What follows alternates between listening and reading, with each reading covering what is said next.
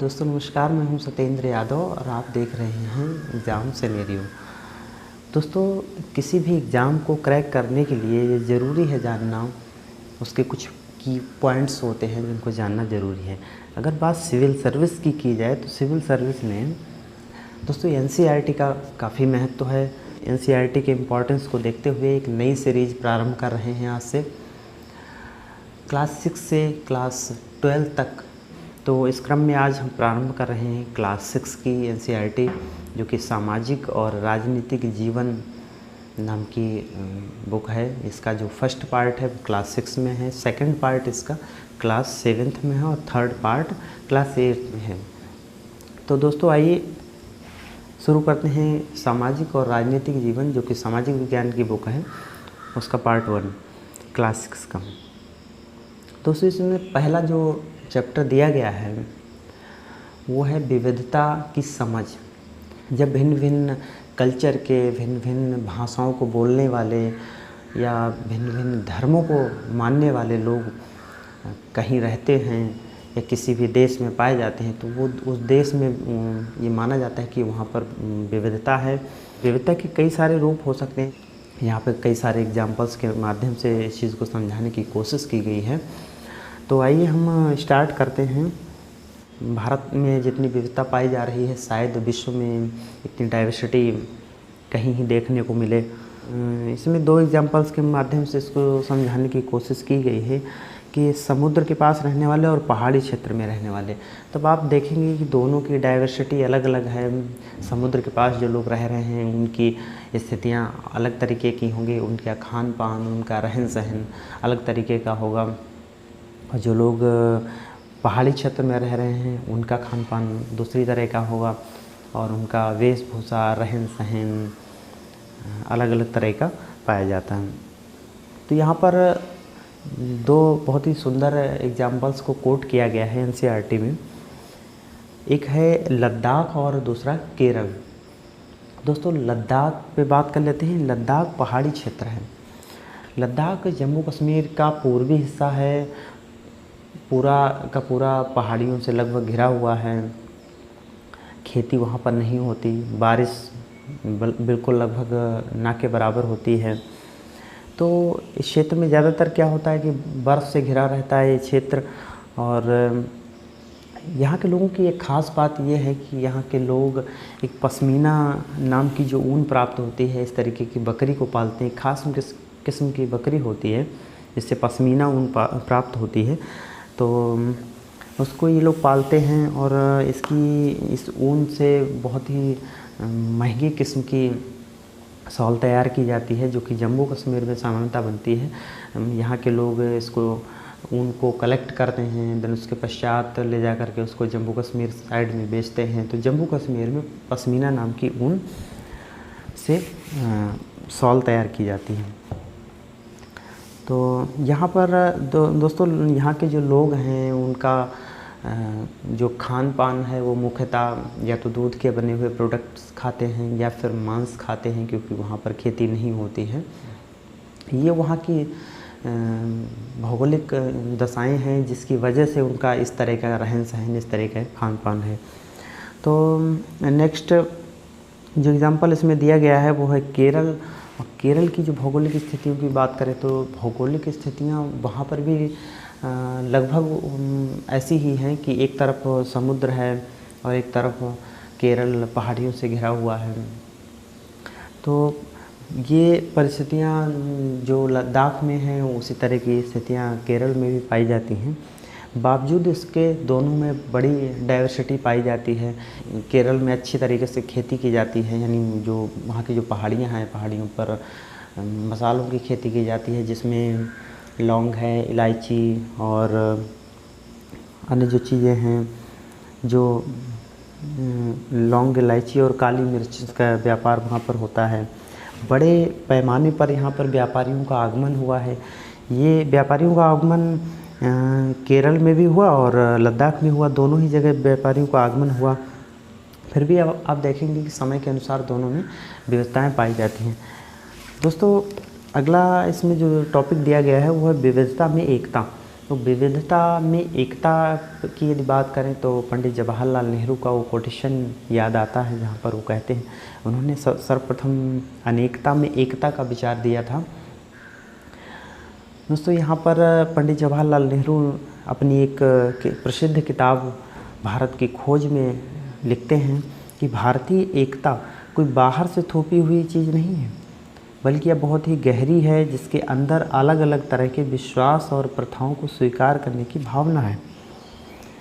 इसमें विविधता को पहचाना और प्रोत्साहित किया है।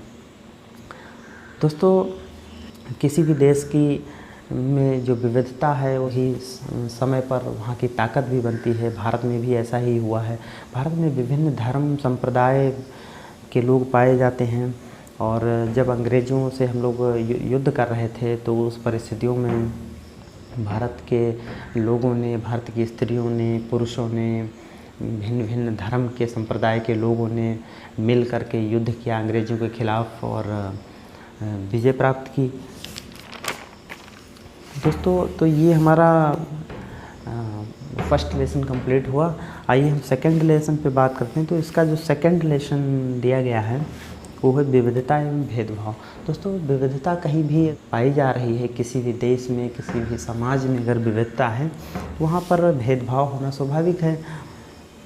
तो हालांकि भेदभाव को कम करने के लिए हमारे भारतीय संविधान में कई सारे प्रावधान किए गए हैं, जिसमें समानता का अधिकार, स्वतंत्रता का अधिकार, धार्मिक अधिकार दिए गए हैं, शोषण के विरुद्ध अधिकार दिए गए हैं। इनको फंडामेंटल राइट्स के दायरे में लाया गया है ताकि इस तरह का कोई भेदभाव न हो सके। चूँकि संविधान निर्माता इस बात को अच्छी तरह से जानते थे कि उस समय भेदभाव काफ़ी होता था जब जिन परिस्थितियों में भारत आज़ाद हुआ। दोस्तों भेदभाव के क्या क्या कारण होते हैं ये जानना ज़रूरी है। तो आइए बात करते हैं भेदभाव के कारण। दोस्तों भेदभाव में जैसे मान लिया इसका पहला कारण, बड़ा कारण है एक पूर्वाग्रह। दोस्तों कभी कभी क्या होता है कि कुछ लोगों के अंदर पूर्वाग्रह बना रहता है। वो लोग ये मान लेते हैं ऐसा कि नहीं, जैसे गाँव के लोगों के बारे में पूर्वाग्रह बन जाता है कि वो अज्ञानी और अकुशल टाइप के लोग होते हैं। शहर के लोगों के बारे में पूर्वाग्रह बना हुआ कि वो आलसी होते हैं, मतलबी होते हैं, सिर्फ पैसे से मतलब रखते हैं। तो दोस्तों पूर्वाग्रह ही है, दोनों के बारे में बना हुआ है। कभी कभी भाषा को लेकर के, किसी धर्म या संप्रदाय को लेकर के कोई पूर्वाग्रह बन जाता है, जिसके आधार पर यदि सही बात भी रखी जाए तो भी सामने वाला व्यक्ति मानने को तैयार नहीं होता है, क्योंकि उसके दिमाग में वो चीज़ पहले से पूर्वाग्रह के रूप में रहती है कि नहीं इस धर्म के लोग ऐसे होते हैं। जैसे पाकिस्तान की अगर बात करी जाए तो पाकिस्तान एक इस्लामिक कंट्री है और वहाँ इस्लाम को मानने वाले लोग हैं। तो पाकिस्तान के बारे में एक जनरल आम धारणा आप किसी से भी बात करेंगे तो वो एक आतंकवादी टाइप की पूर्वाग्रह जो उसके दिमाग में तुरंत आएगा। दोस्तों अगला जो भेदभाव का कारण है वो है लिंग भेद। हमारे यहाँ आज से नहीं सदियों से ये होता आ रहा है कि लड़के और लड़की में दोनों में भेदभाव किया जाता है। दोस्तों जब बचपन में क्या होता है कि किसी बच्चे के, यानी जो मेल बच्चा है, तो उसके जब चोट लग जाती है तो घर वाले ये कहते हैं कि इसमें बहुत सुंदर एग्जाम्पल दिया गया है। माता पिता एवं परिवार के अन्य सदस्य यह कहकर चुप कराते हैं कि रो मत, तुम लड़के हो, लड़के बहादुर होते हैं, रोते नहीं हैं। अब जैसे जैसे क्या होता है कि लड़के बड़े होते हैं, उनका ये विश्वास और ज़्यादा दृढ़ होता चला जाता है कि लड़के रोते नहीं। अब अगर उनको रोना आए भी ना तो भी वो रो नहीं सकते हैं। और ये धारणा किसके द्वारा डाली गई है? ये माँ बाप के द्वारा या परिवार के अन्य सदस्यों द्वारा इस चीज़ को डेवलप कर दिया गया है, पूर्वाग्रह बना दिया गया है कि बच्चे हैं यानी लड़के हैं तो लड़के रोते नहीं हैं। लड़के इस चीज़ को समझने लगते हैं कि रोना कमज़ोर की निशानी है, कमज़ोरी की निशानी है, तो इस चीज़ को वो अच्छे से समझने लगते हैं। अगर वो सोचते हैं कि हम रोएंगे तो हमारे साथी लोग हमारा मजाक बनाएंगे आदि आदि। नेक्स्ट जो भेदभाव के कारण हैं उसमें रूढ़िगत धारणाएं हैं। कई बार क्या होता है कि कई खास देश, धर्म, संप्रदाय को लेकर के हमारे कुछ पूर्वाग्रह बन जाते हैं, जिसमें ऐसा है कि जैसे मान लिया इस तरीके के पूर्वाग्रह बन जाते हैं कभी कभी कि लड़कियां हवाई जहाज़ नहीं उड़ा सकती हैं। अब आप सभी को पता है कि लड़कियां आज के समय में क्या क्या कर रही हैं। हवाई जहाज़ उड़ा रही हैं, फाइटर जेट उड़ा रही हैं। अभी कुछ ही दिन पहले नौसैनिक की एक टुकड़ी जिसने पूरे विश्व का भ्रमण किया था, पूरी महिलाओं से ही सुसज्जित थी वो, पूरा दस्ता उसका। और अगला ये एक पूर्वाग्रह बना हुआ है कि जो खाना बनाना है वो केवल लड़कियों का काम है। अब सबको पता है कि जितने भी 5 स्टार होटल्स हैं वहाँ पर क्या स्थिति है। वहाँ पर जनरली मेल ही खाना बनाते हैं। तो अब ये भी एक यहाँ का पूर्वाग्रह है जो टूट जाता है। अगला है कि मुसलमानों के बारे में रूढ़िबद्ध धारणा इस तरीके की सामान्यता बनी हुई है कि वो लड़कियों को पढ़ाने में रुचि नहीं लेते हैं। दोस्तों ऐसा नहीं है। जब अध्ययन किया गया, रिपोर्ट सामने आई तो उसमें ये इस बात की जानकारी हुई है कि मुसलमान अपनी बेटियों को इसलिए नहीं पढ़ा पाते हैं क्योंकि उनके पास वो संसाधन नहीं होते हैं, या फिर उनके बेटियों को न पढ़ाने के पीछे का जो कारण है वो उनका धर्म और संप्रदाय नहीं है, बल्कि गरीबी की वजह से वो ऐसा नहीं कर पाते। उनकी जो आर्थिक दशाएं हैं वो इसके लिए जिम्मेदार हैं। एग्ज़ाम्पल यहाँ दिया गया है कि केरल का। केरल में आप देखेंगे कि सबको पता है कि पूरे भारत में सबसे ज़्यादा साक्षरता का दर केरल का ही है, और केरल में सामान्यतः ज़्यादातर मुसलमान ही पाए जाते हैं। तो ये भ्रम टूट जाता है यहाँ से कि मुस्लिम अपनी बेटियों को पढ़ाते नहीं हैं, क्योंकि वहाँ पर उस तरह की सुविधाएं हैं और स्कूल उनके घर से पास में हैं। स्कूल से और घर तक आने जाने का उचित और अच्छा साधन वहाँ पर है, जिस वजह से ये भी भ्रम टूट जाता है। यहाँ से जो रूढ़िबद्ध धारणा है इसका भी खंडन होता है। तो आइए अगला जो इसमें टॉपिक दिया गया है वो है असमानता और भेदभाव। दोस्तों भेदभाव कब होता है? भेदभाव होने के अभी जो कुछ कारण बताए हैं, जैसे लिंग भेद हो, या फिर कोई पूर्वाग्रह से ग्रसित हो, या कोई रूढ़िबद्ध धारणा हो जिस वजह से भेदभाव होते हैं आमतौर पर। इसमें जैसे मान लिया किसी खास नौकरी से किसी को रोका जाए, या फिर किसी को किसी प्लेस पर रहने ना दिया जाए, किसी मोहल्ले से उसको बाहर किया जाए, या कोई सार्वजनिक स्थल है, नदी है, तालाब है, वहाँ पर किसी को पानी लेने से रोका जाए, कुएं से पानी भरने से रोका जाए, या फिर अन्य कई तरीके की एक्टिविटीज़ रहती हैं जिसमें किसी दूसरे को फील कराया जाता है कि आप अलग हो। जैसे ख़ास तौर से अगर जो एसटी समुदाय है, यानी जो जनजातीय समुदाय है, दोहरा भेदभाव उनके साथ किया जाता है। एक तो वो भौगोलिक क्षेत्र उनका दूसरा रहता है, यानी विविधता के कारण वो भेदभाव झेलते हैं। दूसरा वो नस्लीय भेदभाव भी झेलते हैं। तो जाति, इसमें जो जाति व्यवस्था है, भेदभाव का एक बड़ा कारण है जाति व्यवस्था। यहाँ पर क्या होता है कि ऊंच नीच की जो भावना लोगों में पनप जाती है, तो ये भी एक भेदभाव का बड़ा कारण बनता है। समाज में लोग क्या होता है कि अपनी अपनी जीविका चलाने के लिए कोई कुछ करता है, कोई कुछ करता है। यानी कुछ लोग बर्तन बनाते हैं, कोई पढ़ाने का काम करता है, कुछ मछली पालन का काम करते हैं, बढ़ईगिरी का काम करते हैं, किसान लोग खेती का काम करते हैं। ये कुछ ऐसे अलग अलग प्रोफेशन से जुड़े हुए लोग जिस तरह के होते हैं, उन लोगों को उसी तरह का माना जाता है। कुछ लोग बाल काटने, कपड़े धोने, कचरा उठाने, सफाई करने जैसे भी काम करते हैं। ये जो काम है वो अन्य कामों की तुलना में अगर देखा जाए तो थोड़ा सा कम महत्व के माने जाते हैं समाज में।